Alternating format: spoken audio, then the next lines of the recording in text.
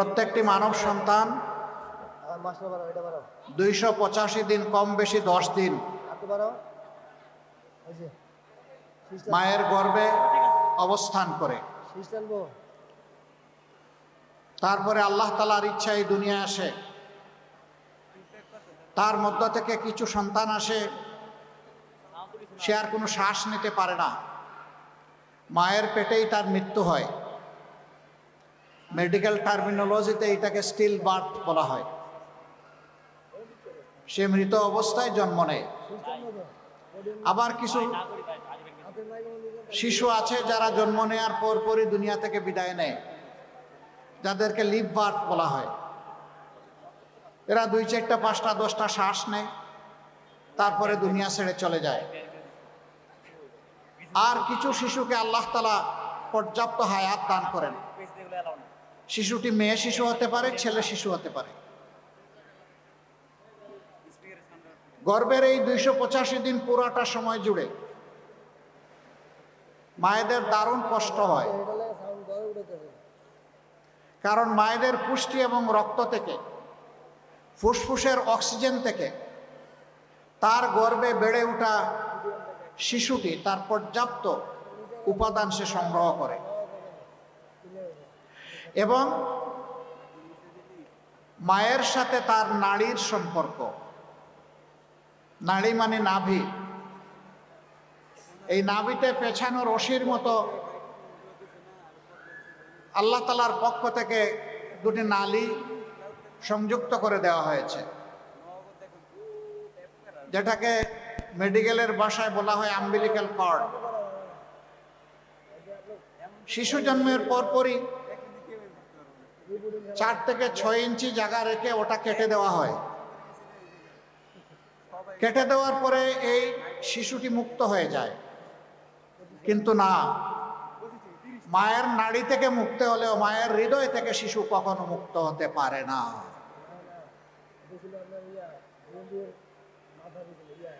দুনিয়া আসার পরে আল্লাহ রাব্বুল আলামিন মোরগের একটা বাচ্চা ডিম ফোটার পর চিউ চিউ করে ডাকে আর দৌড়াদৌড়ি করে। নিজের খাদ্য নিজের ঠোঁট দিয়ে কুটে কুটে মাটি থেকে উঠিয়ে নেয়, থালা থেকে উঠিয়ে নেয়। গরুর বাচ্চাটি জন্ম নেওয়ার 2-1 ঘন্টার ভিতরে দৌড়াদৌড়ি শুরু করে দেয়। এরকম দৃশ্যমান যত প্রাণী আছে, অল্প সময়ের মধ্যেই সে স্বনির্ভর স্বাবলম্বী হয়ে ওঠে। ব্যতিক্রম শুধু মানুষের সন্তান। 1 মাস, 2 মাস, 3 মাস, 4 মাস, 5 মাস, 6 মাস, 10 মাস। 10 মাসে গিয়ে একটু মাজা সোজা করে বসতে জানে, তারপরে একটু হামাগুড়ি দেয়, জিরি জিরি উদে দাঁড়ানোর চেষ্টা করে, কিন্তু মাকে জড়িয়ে। Mother baby 1 unit. কখনো বেবিটাকে মা থেকে আলাদা করা যায় না, কখনো না, মরণ পর্যন্ত না। আল্লাহ রাব্বুল আলামিন এরপরে ওই অবুজ শিশুর জন্য খোদ নয়, ভাত নয়, পোকা নয়, মাকড় নয়, তার জন্য অত্যন্ত ফ্রেশ, বিশুদ্ধ, সুষম খাদ্য মায়ের বুকে আল্লাহ তাআলা তৈরি করে দেন। আমরা প্রতিটি শিশু সেই মায়ের বুকের দুধ পান করেছি 24 থেকে 30 মাস। এরপরে বন্ধ, তারপরে বিকল্প খাদ্যের উপর সে বেড়ে ওঠে। কিন্তু ওই খাদ্যটাও শিশু একদিকে দৌড়ায়, আর মা ভাতের থালা, খাদ্যের থালা, ফলমূলের থালা হাতে নিয়ে তার পিছে পিছে দৌড়ায়। ওই মা শিশু থেকে আলাদা হন না। শৈশবকালে শিশুর নিরাপদ বিছানা মায়ের বুক, গর্ভে থাকা অবস্থায় মায়ের পেট। এই মায়ের বুকে শিশু বমি করে, শিশু পেশাব করে, পায়খানা করে, আবার ওই বুকে সে দুধও চুষে চুষে খায়। এটি শীতকাল না গ্রীষ্মকাল, মায়ের কাছে এটা বিবেচ্য বিষয় নয়। বুকের শিশু এগুলা করার পরে তাকে মা ছুঁড়ে মারেন না, বরঞ্চ আলতো করে একটি মায়া দিয়ে, চুমু দিয়ে তাকে পরিষ্কার করে নেন। এইভাবে মা তাকে তিলে তিলে নিজের স্নেহ, আদর, ভালোবাসা, যত্ন, দরদ দিয়ে গড়ে তোলেন। শিশুটি এখন স্কুলে যাওয়া শুরু করলো, তাকে গোসল করানো, ড্রেস পরানো, বইপত্র তাকে সাজিয়ে দেওয়া, একটা টিফিন সাথে করে নিয়ে যাওয়া। কখনো বা মা তার কাঁধের উপর শিশুটার গলা বা মুখ ফেলে আস্তে আস্তে করে স্কুলের দিকে রওনা করেছেন। এখানেও মা থেকে শিশুকে আলাদা করা গেল না। আবার অনেক সময় মাকে না দেখলে শিশু চিৎকার দিয়ে উঠে, মনে হয় যেন শিশুও লেখাপড়া করতেছে, তার চেয়ে বেশি লেখাপড়া করতেছেন মা। তাকে ওখানে অনবরত থেকে ডিউটি দিতে হয়। সম্মানিত মা এবং বোনেরা, আপনারা তো সেই যাদের হাতে আমাদের সকলেরই বেড়ে ওঠা। কি দিয়ে আমরা আপনাদের ঋণ পরিশোধ করতে পারবো? আমি খুঁজে পাই না। ঋণ পরিশোধ করার মতো কোনো সম্পদ খুঁজে পাই না। শুধু এতটুকু পাই, বুকের ভালোবাসা আর শ্রদ্ধা। এইটুকু যদি মাদেরকে না দিতে পারি, তাহলে সন্তান হিসাবে জন্ম নেওয়া দুনিয়ায় আমাদের ব্যর্থতা। এ জীবনের কোনো মূল্য নেই। বিশেষ করে মায়ের জাতি আরো আলাদা। একটা মেয়ে শিশুকে মা তিলে তিলে বড় করেন। একটা গাছ লাগিয়েছিলেন, গোলাপ গাছ, সেই গোলাপ গাছের নিচে পানি দেন, সার দেন, কীট পতঙ্গ থেকে রক্ষা করেন, যত্ন নিয়ে বড় করে তোলেন। যখন লেখাপড়া শেষ হলো, একটা বয়সে আসলো, এতদিন পর্যন্ত যে মানুষটার যত্ন করে গেলেন মা, কিছু অংশে বাবা, সব অংশে নয়। সন্তানের যত সুখ দুঃখ, ব্যথা বেদনা, চাওয়া পাওয়া, খুনসুটি, অভিমান, সব কিছু মায়ের সাথে। বাবা আসলে ঘরে অনেক সময় ঘুমিয়ে পড়ে, আর সজাগ থাকলে দৌড়ে গিয়ে গলায় ধরে ঝুলে যায়, এই এতটুকু। বাকি সবটুকু মার।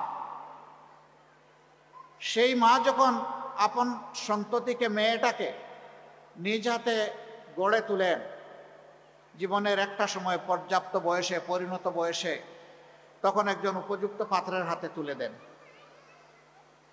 এটি তাদের জীবনের সর্বশ্রেষ্ঠ উপহার একজন মানুষের জন্য। উপহার দেওয়ার সময় আমি সবসময় বলি, অনেক জায়গায় যাই, বাচ্চারা আমারে ফ্ল্যাগ দেয়, ফুল দেয়, কেউ কেউ আমারে চকলেটও দেয়, খুশি হয়। আবার ওই বাচ্চারা, বাবারা মারা এসে বলেন সে একটা ছবি নিবে আপনার সাথে, খুশিতে উজ্জ্বল হয়ে। এরকম যতগুলো উপহার মানুষ মানুষকে দেয়, মনের মধ্যে একটা আনন্দের দোলা খেলে যায়, ঢেউ খেলে যায়। কিন্তু একটা উপহার তার ব্যতিক্রম। এটি হচ্ছে নিজের পেটে ধারণ করা, বুকে লালন করা, স্নেহ ভালোবাসায় বড় করা মেয়েটা যখন উপযুক্ত হয়, এই মেয়েটাকে যখন উপহার হিসাবে কোনো পুরুষের, কোনো যুবকের কাছে তুলে দেওয়া হয়, তখন আর মায়ের চোখে আনন্দের সেই ঝলকানি থাকে না। তখন মায়ের সমস্ত চোখের কুঠের উপরে পানি জমে আর টপ টপ করে কোনা দিয়ে পড়তে থাকে। মায়ের পড়ে, বাবার পড়ে, আপনজনের পড়ে, প্রিয়জনের পড়ে। এই একটা উপহার হস্তান্তর করার সময় কাঁদে মানুষ, কাঁদে, ডুকরে কাঁদে, চিৎকার দিয়ে কাঁদে, কখনো বা আবার নীরবে কাঁদে। আমি আমার সহকর্মী পুরুষদেরকে সবসময় বলি, ওই যে গোলাপ ফুল তোমাকে উপহার দেওয়া হয়েছে তোমার শ্বশুর শাশুড়ির পক্ষ থেকে, সেই গোলাপ ফুলের মর্যাদা রক্ষা করবা। এই উপহার দেওয়ার সময় তোমার শাশুড়ি যে তাকে পেটে নিয়েছেন, বুকে নিয়েছেন, তোমার শ্বশুর যিনি সাতাত মতো তার মাথার উপরে ছায়া দিয়েছেন, তুমি সাবধান, জীবনে তার কোনো কাজে বিরক্ত হয়ে তাকে কষ্ট দিবা না। যখনই বিরক্ত হবা, তখন ওই মুহূর্তের তাদের চারটা চোখের দিকে তাকাবা, যে সেই সময় তাদের চোখের চাহনিটা কেমন ছিল। যদি সেই মর্যাদা দেখাতে পারো, তাহলে তোমার বুকের রানী হিসাবে আজীবন তাকে তুমি সম্মান করতে পারবা, ভালোবাসতে পারবা। আমি সমস্ত পুরুষদেরকে উদ্বুদ্ধ করি, মোটিভেট করি, নারী জাতিকে মায়ের জাতি হিসাবে দেখবেন। এ কথাটা আরো জায়গায় বলেছি। একজন বিচক্ষণ সহকর্মী জিজ্ঞেস করলেন, নিজের স্ত্রীকে কিভাবে দেখবো? আমি বললাম, অবশ্যই ভালোবাসার স্ত্রী হিসাবে দেখবেন, কিন্তু আপনার সন্তানের মা হিসাবে দেখবেন। স্ত্রী হিসাবে তাকে ভালোবাসবেন, সন্তানের মা হিসাবে তাকে সম্মান করবেন। আপনি যেমন চান দুনিয়ার সমস্ত মানুষ আপনার মাকে সম্মান করুক, আপনার সন্তানরাও চায় দুনিয়ার সমস্ত মানুষ তাদের মাকে সম্মান করুক। যদি এই সম্মান ভালোবাসার পাটাতন তৈরি করা যায়, প্রত্যেকটি ঘর হবে জান্নাতের টুকরা। একটা দেশ হবে সভ্য দেশ, মানবিক দেশ, যেখানে মানুষ পরস্পরকে ভালোবাসবে এবং সম্মান করবে। সম্মানিত মায়েরা, আপনাদের ক্ষেত্রটা কি? কেউ কেউ ধারণা করেন আপনাদের ক্ষেত্র কেবলই ঘরে বসে থাকা। Not that. আপনি ঘরেরও যত্ন নেবেন, আপনি বাইরেরও দায়িত্ব পালন করবেন। আমার ছোট ভাই জাহিদ অলরেডি বলে গিয়েছে মহিলারা কোন কোন ক্ষেত্রে নবী করিম সাল্লাল্লাহু আলাইহি সাল্লামের জামানায় তারা খেদমত আঞ্জাম দিয়েছেন। আপনারা খুবই ভাগ্যবান। রাসূল করিম সাল্লাল্লাহু আলাইহি ওয়াসাল্লাম জবলে নূরের হেরা গুহা থেকে ইকরা বিসমি রব্বিকাল্লাযী খলাক কালামে হাকিমের 5টি আয়াত বুকে ধারণ করে সমতলে চলে এসেছিলেন। সর্বপ্রথম যে মানুষটা আল্লাহর দেওয়া এই ওহীর উপর আল্লাহকে আল্লাহ আর মুহাম্মদকে নবী হিসেবে ঈমান এনেছিলেন, তিনি কোনো পুরুষ নন, তিনি একজন মা, হযরতে খাদিজাতুল কুবরা রাদিয়াল্লাহু তাআলা আনহা। রাসূল আকরাম সাল্লাল্লাহু আলাইহি সাল্লামের কাছ থেকে দাওয়াত আপনারা প্রথম পেয়েছেন, ঈমান আপনারা প্রথম কবুল করেছেন। মক্কার জিন্দেগি কঠিন ছিল, কাফেররা মুশরিকরা বড় কষ্ট দিয়েছে। সেই সময়টা শক্ত হয়ে পাশে যারা দাঁড়িয়েছিলেন তাদের মধ্যে মায়েরা ছিলেন। ইসলামের জন্য প্রথম যিনি জীবন দিয়েছেন, শহীদ হয়েছেন, তিনি আমাদের আম্মাজান হযরতে সুমাইয়া রাদিয়াল্লাহু তাআলা আনহা। এখানেও আপনারা এগিয়ে আছেন।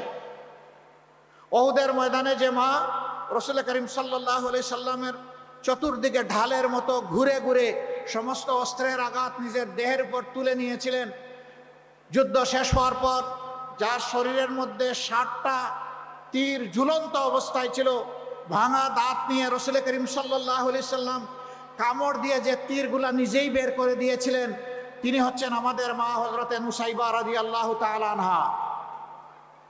এখানেও আল্লাহ রসুলের কঠিন সময়ে আপনারা ইয়ারমুকের যুদ্ধে মুসলমানদের পা থরথর করে কাঁপছিল প্রতিপক্ষের যুদ্ধের আঘাতের ভয়াবহতার কারণে। একটু সময়ের জন্য মুসলমানরা পিছন দিকে ফিরতে চেয়েছিলেন। একজন মা চিৎকার দিয়ে বলেছিলেন, খবরদার, মুসলমানরা যুদ্ধের ময়দানে কাকে পীঠ দেখাবে না। বুক দিয়ে যুদ্ধ করতে করতে হয় শহীদ হবে, না হয় কুপকাত করে বিজয়ী হবে। আমি এগিয়ে যাব, তোমরা আসো। তিনি কে জানেন?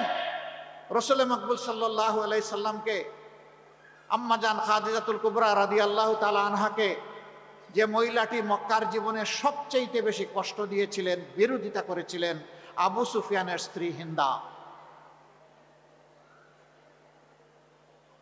তিনি ঈমান আনার পরে যুদ্ধের ময়দানে গেলেন, ডানা মেলে চিৎকার দিয়ে বললেন, কাউকে পিছনে যেতে দেওয়া হবে না, চলো সামনে চলো, আমিও চলবো তোমাদের সাথে। সমান তালে পুরুষদের সাথে উনি তলোয়ার চালিয়েছিলেন। সেই যুদ্ধে মুসলমানরা বিজয়ী হয়েছিল, আলহামদুলিল্লাহ। বিজয়ের হাসি টুটে নিয়ে তারা মদিনায় ফিরেছিলেন। নাই কোথায় আপনারা? সেই সব জায়গায় যদি, ঝুঁকিপূর্ণ জায়গায় যদি মহিলারা থাকতে পারেন, তাহলে সমাজের সকল জায়গায় তারা থাকতে পারবেন ইনশাআল্লাহ। এই সমাজ সভ্যতাকে আমরা চাই মায়ের স্নেহ, আদর, ভালোবাসায় আমরা গড়ে তুলতে। মায়ের স্নেহের কোনো বিকল্প নেই। দুনিয়ায় বহু কবি, সাহিত্যিক, প্রাবন্ধিক জন্ম নিয়েছেন, মাকে নিয়ে কবিতা, সাহিত্য রচনা এবং প্রবন্ধ রচনা করেছেন। কিন্তু খুব কম সাহিত্যিক, প্রাবন্ধিক, কবি পাবেন যারা বাবাকে নিয়ে রচনা করেছে। This is due of the mothers. এটা মাদের পাওনা। আলহামদুলিল্লাহ, আমরা মাদেরকে সেই সম্মানের জায়গাটায় রাখতে চাই। আমার ভাই আফসোস করে বলেছেন, এবারকার নির্বাচন অবাধ, সুষ্ঠু হবে, নিরপেক্ষ হবে, সকলের ভোট যার যার ইচ্ছা মতো দেবে। আর ভোটের পরিবেশ সৃষ্টি করার জন্য দলগুলো, তাদের কর্মী সমর্থকরা ঘরে ঘরে, জনে জনে যাবে, প্রচারণা চালাবে, যার যার আদর্শ কর্মসূচি নিয়ে যাবে। জনগণ যাচাই বাছাই করে যাকে পছন্দ করবে তাকে ভোট দেবে। মায়েরা যাবেন, ভাইয়েরা যাবেন, সবাই যাবেন। কিন্তু কিছু কিছু জায়গায় দুঃখজনকভাবে আমাদের মাদেরকে থামিয়ে দেওয়ার চেষ্টা করা হচ্ছে। আরও বেদনাদায়কভাবে কোনো কোনো জায়গায় হেনস্থা করা হচ্ছে, গায়ে হাত দেওয়া হচ্ছে। আল্লাহর দোহাই দিয়ে বলে, এই কাজ তোমরা যারা করেছো, তোমরা নিজের অনেক ক্ষতি করে ফেলেছো। আমি বিশ্বাস করি একজন নিরীহ ইমানদার দেশপ্রেমিক মায়ের হাতে গায়ে কেউ হাত দিলে আল্লাহর আরশ থরথর করে কেঁপে উঠবে। এই কাজ কেউ করবে না। যারা করেছো তোমরা তওবা করো, তোমরা মায়েদের কাছে ক্ষমা চাও, তোমরা ভবিষ্যতে এই ধরনের অপকর্মের চিন্তাও করবে না। আল্লাহ চাইলে তোমাদেরকে ক্ষমা করে দিতে পারেন, আমাদের মাওরাও তোমাদেরকে ক্ষমা করে দিতে পারেন। তবে মনে রাখবা, যারা হজরতে খাদিজা, হজরতে নুসাইবা এবং হজরতে হিন্দার যারা উত্তরসূরি, তাদেরকে চোখ রাঙ্গানি দিয়ে থামিয়ে দেওয়া যাবে না। তারা তাদের দায়িত্ব ঠিক মতোই পালন করবেন। আফরার স্ত্রী, বিধবা স্ত্রী, তার 2 সন্তানকে কুলে টানলেন আর হু হু করে কেঁদে দিলেন। তারা বললেন, মা তুমি কাঁদো কেন? জবাব দিলেন, আমি কাঁদি, রসুল করিম সাল্লাল্লাহু আলাইহি সাল্লাম জীবনের প্রথম অভিযানে যাচ্ছেন, হয়তোবা দিনের শত্রুদের মোকাবেলা হবে। আমার এই সংসারে প্রাপ্তবয়স্ক কোনো লোক নাই, তোমার বাবা মারা গেছেন আর তোমরা অবুঝ। তারা বললেন, মা আমরা যাব? না, তোমরা তো প্রাপ্তবয়স্ক হওনি, নবীজি তোমাদেরকে নিবেন না, তোমরা যুদ্ধের জন্য উপযুক্ত না।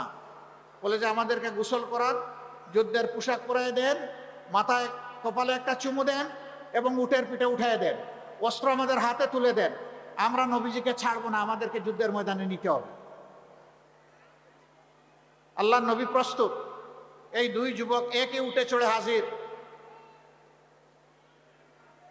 জিজ্ঞেস করলেন, তোমরা কারা?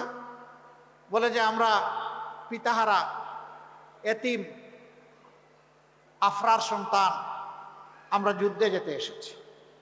অসম্ভব, তোমরা কেমনে যুদ্ধে যাবা, তোমাদের তো বয়স হয় নাই। তারা বলল, না আমাদেরকে নিতে হবে, কারণ আমরা মাকে কথা দিয়ে এসেছি, আমরা ওয়াদা ভঙ্গ করতে পারবো না। তোমাদের মা তোমাদেরকে এরকম তৈরি করে দিয়েছে? বলে হ্যাঁ তৈরি করে দিয়েছে। আচ্ছা ঠিক আছে, আসো 2 জনে কুস্তি লাগাও, যে জিতবে ওরে আমি নিয়ে যাব। ছোটজন গলায় ধরে বলতেছে, ভাইয়া ওয়াদা তুমি একা করো নাই, আমিও করেছি, আমি জানি কুস্তিতে তুমি আমাকে হারিয়ে দেবে, কিন্তু আমার একটা অনুরোধ তোমাকে রক্ষা করতে হবে। কয় বলো? কয় যে প্রথম রাউন্ডে তুমি হেরে যাইও ইচ্ছা করে, আর এরপরে সব রাউন্ড তোমার। আলহামদুলিল্লাহ, আল্লাহ রসুল দেখছেন আর হাসছেন 2 জনের কানাকানি, যে কিছু একটা হয়ে যাচ্ছে এখানে। এরপরে যা হবার তাই হলো। রসুল করিম সাল্লাল্লাহু আলাইহি সাল্লাম 2 জনকে তুলে নিয়ে চুমুতে চুমুতে একদম ভরে দিল। তারপরে নিজের হাতে আল্লাহর উপর তাওয়াক্কুল করে ওই একই উটের পিঠে ওদেরকে উঠাই দিলেন। যুদ্ধের ময়দানে গিয়ে বড় ভাই তিনি রসুল করিম সাল্লাল্লাহু আলাইহি সাল্লামের একজন মর্যাদাবান সাহাবীকে কানে কানে গিয়ে বললেন, চাচা যান, আবু জেহেলকে এই যুদ্ধে কি সে এসেছে? উনি হাসতে হাসতে কিলকিলিয়ে বললেন, তুমি আবু জেহেল দিয়ে কি করবে? ও তো মক্কার সবচেয়ে বড় পাহলওয়ান, যোদ্ধা, দুর্দর্শ সেনাপতি। কয় চাচা একটু দেখায় দেন। কয় কেন? মায়ের মুখে শুনেছি সে নাকি আল্লাহ রসুলকে সবচেয়ে বেশি জ্বালাতন করেছে, ওরে একটু দেখতে চাই।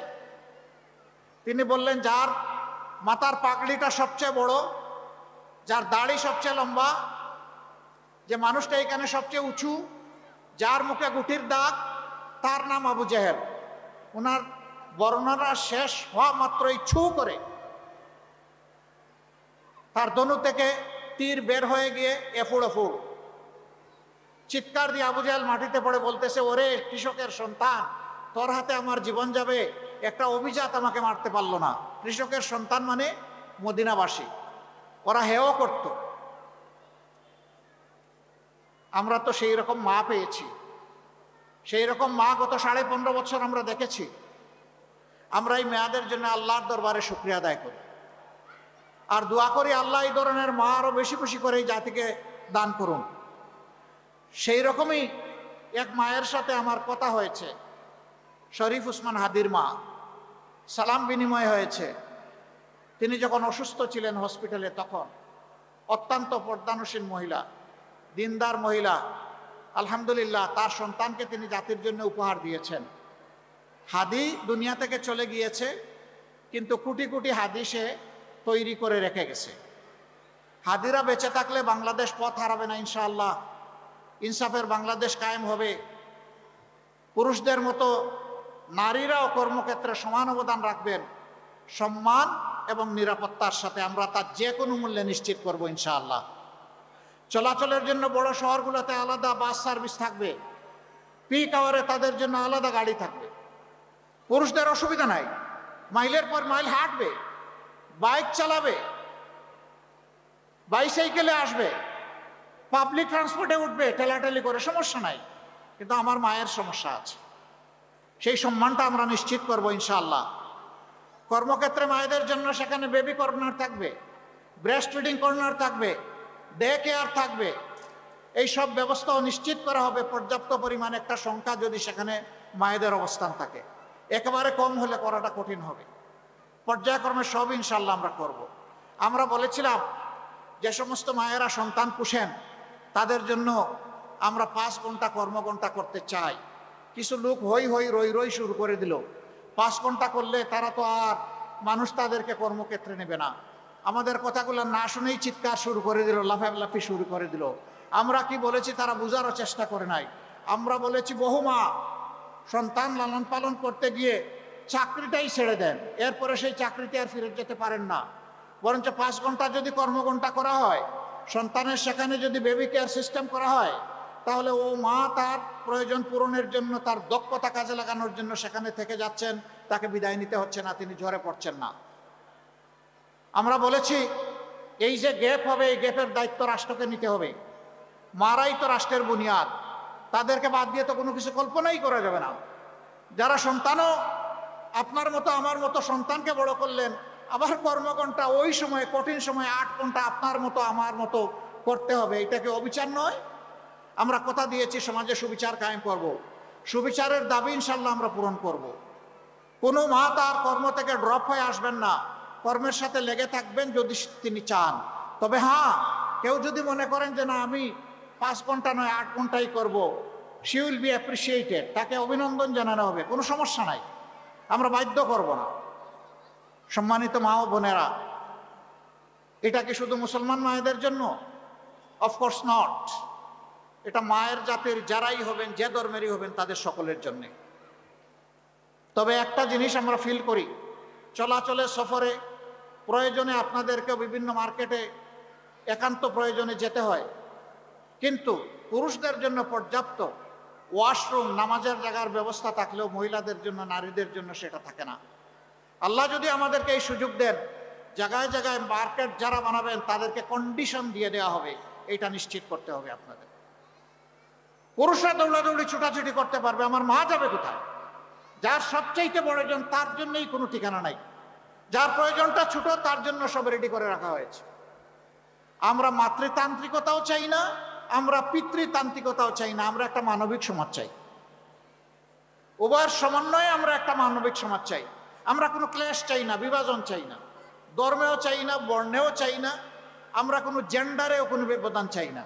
তবে আল্লাহ তাআলা যার জন্য প্রাকৃতিকভাবে যা তৈরি করে দিয়েছেন সেইটাকে নিয়ামত হিসাবে কবুল করে নিয়েই আমাদের শুকরিয়া আদায় করতে হবে।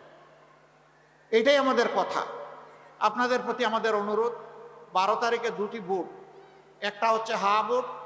হা মানে হচ্ছে বাংলাদেশ জিতে যাওয়া, হা মানে হচ্ছে আজাদি, হা মানে ফেসিবাদ, যন্ত্রণা আর ফিরে না আসা। অতএব ইনশাআল্লাহ আমাদের প্রথম ভোটটি হবে হা। দ্বিতীয় ভোট পরিষ্কার কথা, দূর অতীতে আমাদের যাওয়ার দরকার নাই। যেদিন থেকে আল্লাহ তাআলা কিছু মুক্তির ব্যবস্থা করে দিলেন, 5ই আগস্ট 24 সাল, সেদিন থেকে কার আমলনামা কেমন, কার দৃষ্টিভঙ্গি, চলাফেরা, কাজকর্ম, আচার আচরণ, কার নীতি পলিসি কেমন, সেইটা আপনাদের সকলের সামনে পরিষ্কার।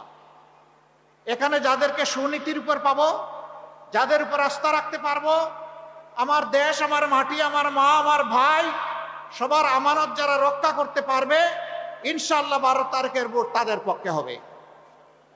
আমরা ইনসাফের প্রতীক দাঁড়িপাল্লা দিয়েছি, আমরা ওজন করে সকলের পাওনা তার ঘরে পৌঁছে দিতে চাই।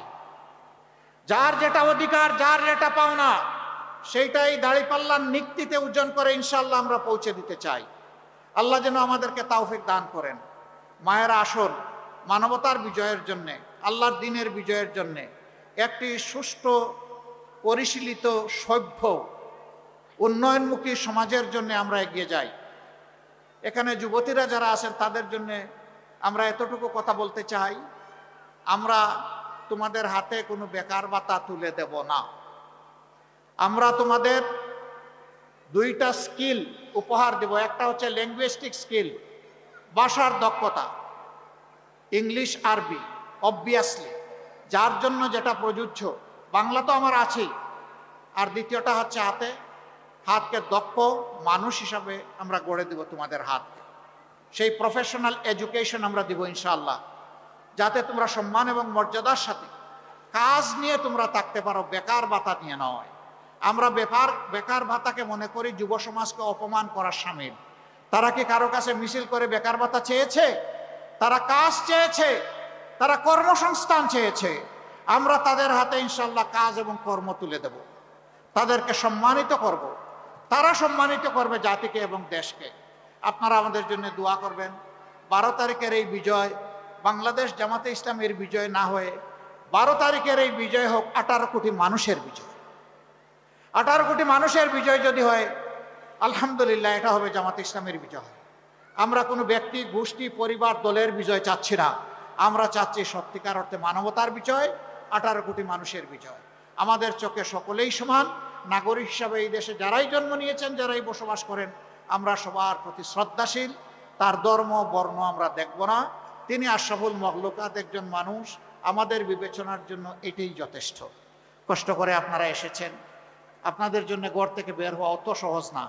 এই যে এখানে ফুলকুড়িদের মেলা, এখানে সব ফুলের কলিগুলা সবাই চলে এসেছে এখানে, আইসা তারা এনজয় করতেছে। এদেরকে নিয়ে সামলিয়ে আপনাদের এইখানে আসা, আবার নিয়ে যাওয়া, আপনাদের এই স্যাক্রিফাইস, এই ত্যাগ আল্লাহ তাআলা কবুল করুন দেশের জন্য, জাতির জন্য।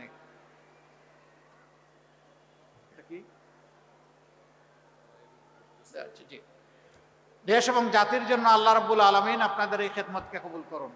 আমি শেষ পর্যন্ত অনুরোধ করেছি আগে, যারা মায়ের গায়ে হাত বাড়িয়েছেন, অপমান করেছেন, তোমরা ক্ষমা চাও, তওবা করো, আল্লাহ তোমাদেরকে মাফ করে দেবেন। কিন্তু পরিষ্কার বলে দিচ্ছি, আমাদের জীবনের চাইতে আমাদের মায়েদের ইজ্জতের মূল্য আমাদের কাছে অনেক বেশি। আর যদি কেউ হাত বাড়ানোর চেষ্টা করে, ইনশাআল্লাহ আমরা গালে হাত দিয়ে বসে থাকবো না। মায়ের সন্তানের আমরা গর্জে উঠব, যে কোনো মূল্যে আমাদের মায়ের মর্যাদা আমরা ইনশাআল্লাহ রক্ষা করব। অপশন দুইটা, একটা হচ্ছে নিজে পরিবর্তন হয়ে গিয়ে ভালো হয়ে যাওয়া, অন্যকে মাকে সম্মান করা, আর না হলে পরবর্তী পরিস্থিতির জন্য সমস্ত দায় নিতে প্রস্তুত থাকা। আল্লাহ রাব্বুল আলামিন আমাদেরকে এগিয়ে যাওয়ার তৌফিক দান। আমরা কোনো অপশক্তির কাছে মাথা নত করব না। মাথা নত করব একমাত্র আল্লাহ রাব্বুল আলামিনের শানে। আর কোথাও মাথা নত করার কোনো প্রশ্নই উঠে না। সেই দেশটা, সেই সমাজটা আমরা করতে চাই। আল্লাহ হাফিজ। বাংলাদেশ জিন্দাবাদ। বাংলাদেশ জামাত ইসলামী জিন্দাবাদ। 11 দলীয় নির্বাচনী ঐক্য জিন্দাবাদ। ঐক্যবদ্ধ বাংলাদেশ জিন্দাবাদ। আসসালামু আলাইকুম ওয়া রাহমাতুল্লাহি ওয়া বারাকাতুহু।